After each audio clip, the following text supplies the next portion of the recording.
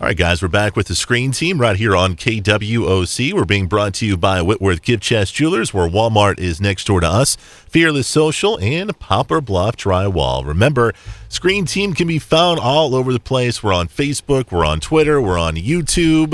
Not Instagram, though, because I don't have the yet, huh? I don't have the proper phone for that. So you and Mr. Flip Phone. I got the flip phone thing, so I'll work on that eventually. But we got our own website, screenteampb.com. Being joined by Toby for this half hour of the show, and we're doing a kind of a theme show for the first part, and we're doing Alexander Skarsgård films. Yes. We did Melancholia first up, and the second one we're going to be doing is a film called Battleship. This movie came out in, 2012, so just a few years old. Not too far. And this is basic action adventure.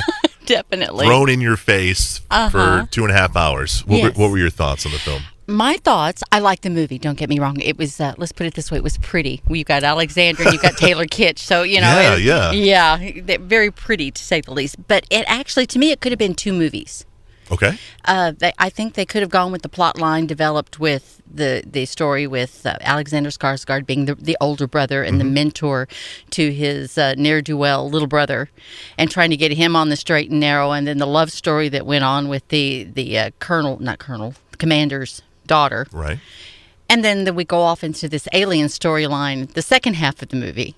And to me, it could have been a good movie with either one of those plot lines, but when they tried to put the two together, it kind of got a little confusing as to what kind of movie is this? Is it action thriller, or is it a love story, or I don't know. To me, it kind of split it in the middle. Apparently, it's everything. It's everything and then some. And that's why it was like 2.5 hours long. Right. The special effects I thought were amazing. Yeah, they did well. I thought it was kind of funny. I played Battleship growing up as a kid, and really, it had nothing to do with the game. That's true. Had nothing to do. Absolutely nothing, other than it was a naval storyline. Yeah.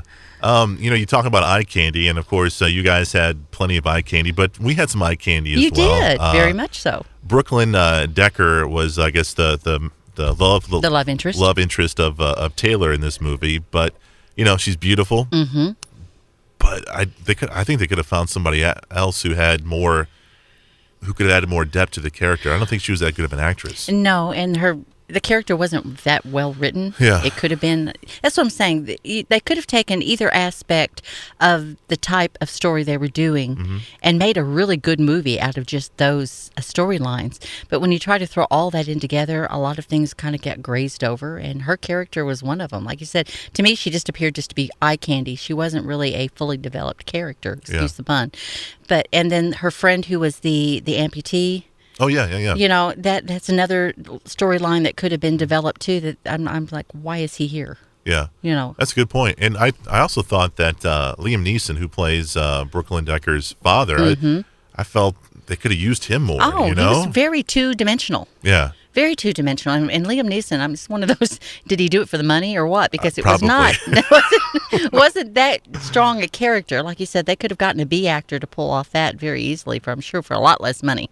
Very true. Now, a lot, we reviewed the first one, Melancholia, and Alexander's not in that movie for very long, and it's kind of the same thing with this one too. He's in the first half of the film. Yeah, and that seems to be a theme in his career. At least the American movies that I'm seeing now.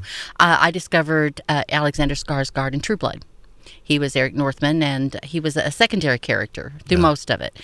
But he had such a great presence in that. Yes, he does. In that show. But that was an extremely strong character. It wasn't even in the book series of that, so I won't go into that. But his American movies, he seems to be, like you said, he's the strong, silent type or the mentor that comes in. He's either the bad guy or the good guy, but no shades of gray, and comes in for a little while, and then they either kill him off or he's gone.